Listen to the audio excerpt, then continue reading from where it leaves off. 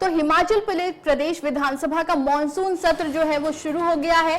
9 सितंबर तक मॉनसून सत्र चलेगा और लड़कियों की शादी की उम्र अभी 21 साल है, लेकिन इसे लेकर जो संशोधन विधेयक है आज विधानसभा में पेश होगा। तो आज मॉनसून सत्र की शुरुआत हो गई है। 9 सितंबर तक ये मॉनसून सत्र चलेगा। इस दौरान एक जो बड़ा संशोधन पेश होगा वो लड़कियों की शादी को लेकर है। अभी लड़कियों की शादी की उम्र 21 साल है, लेकिन 21 साल होगी, ये जो संशोधन है वो पेश होगा। अभी शादी की उम्र जो है वो 18 साल है, लेकिन जो विधानसभा है उसमें संशोधन विधेयक पेश किया जाएगा जिसमें लड़कियों की शादी की उम्र 21 साल जो है वो करने पर विचार होगा। तो 9 सितंबर तक ये मॉनसून सत्र चलेगा। इस दौरान कई मुद्दों पर है जो चर्चा होगी, कई अहम फैसले लिए जाएंगे, विधायकों की जो बातें हैं वो सुनी जाएंगी। उसके बाद कई विधेयक जो है वो पेश भी किए जाएंगे विधानसभा में। आज जो लड़कियों की शादी को लेकर जो उम्र है उसे लेकर विधेयक जो है वो पेश हो सकता है। हिमाचल में लड़कियों की शादी की उम्र 21 साल होगी। विधानसभा में आज ये विधेयक पेश होगा। अभी लड़कियों की जो शादी की उम्र है वो 18 साल है, लेकिन आज विधानसभा में लड़कियों की शादी की उम्र को लेकर संशोधन विधेयक जो है वो पेश किया जाएगा। इसी के साथ कई और जो संशोधन विधेयक है वो भी पेश हो सकते हैं।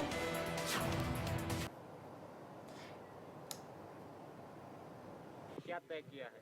देखिए, सबसे बड़ा मानसून सत्र है। प्रदेश में 10 दिन का पहला ऐतिहासिक मानसून सत्र हो रहा है और विधायक दल की बैठक में जो तय किया है वो विधानसभा के अंदर प्रकट होगा, क्योंकि विधायक दल की जो बैठक होती है उसमें जो भी चर्चा होती है वो विधानसभा के अंदर किस प्रकार भारतीय जनता पार्टी की चर्चा उसका जवाब देना उस बारे में होती है। ये तो बाकी विधायकों के थोड़े बहुत ग्रेवेंसेस होते हैं, वो सुनकर विधायक दल की बैठक खत्म होती है। यही परंपरा है। तो मैं ये कहना चाहता हूँ कि इस 10 दिन के मानसून सत्र में भारतीय जनता पार्टी को जो भी उनकी भावना है, जो भी भारतीय जनता पार्टी ने जिस प्रकार लोकतंत्र की हत्या की थी, उस मुद्दे पर भी अगर वो चर्चा करना चाहती है, जिस भी मुद्दे पर वो चर्चा करना चाहती है, प्रदेश सरकार तैयार है।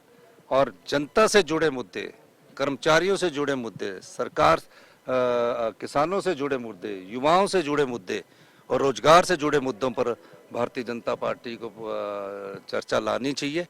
चर्चा लाने के बाद वॉकआउट नहीं करना चाहिए। और वॉकआउट करके वो ठीक है कि खबर में रहना चाहते हैं, लेकिन चर्चा में भी कोई तर्क वितर्क के साथ लाना चाहिए। भ्रष्टाचार के मुद्दों पर चर्चा होनी चाहिए और सब मुद्दों पर चर्चा होनी चाहिए, और उस पर वॉकआउट करके कोई तथ्य नहीं होना, तर्क के आधार पर अगर वो तथ्य लाएंगे।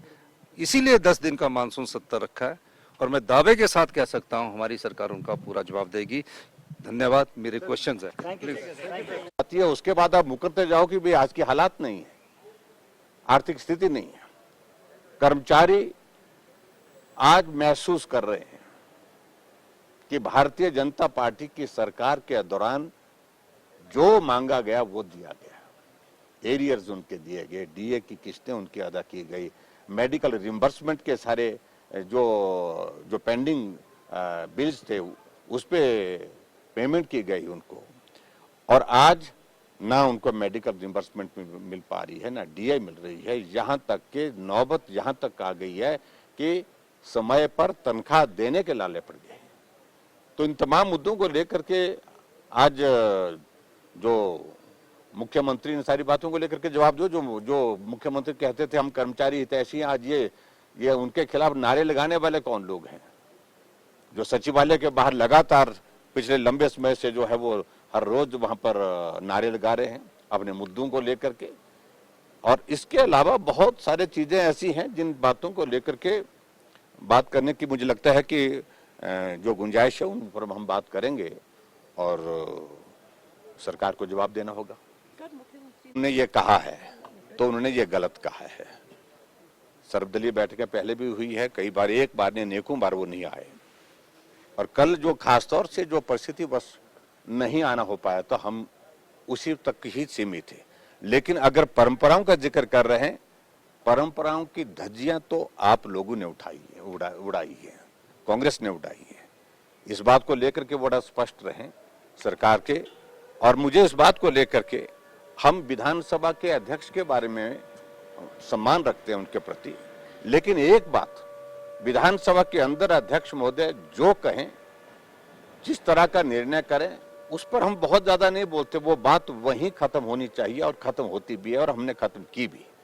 लेकिन विधानसभा के बाहर जाकर के सार्वजनिक कार्यक्रम में अपने कुलीग्स के बारे में, अपने सहयोगी विधायकों के बारे में कहें कि 6 के सर कलम हो गए और 3 के आरी के नीचे है, इसके लिए अध्यक्ष महोदय को माफी मांगनी चाहिए। ठाकुर साहब, पहली बार ऐसा हो रहा है कि बैठकें बढ़ाकर जो है वो 10 कर दी गई है।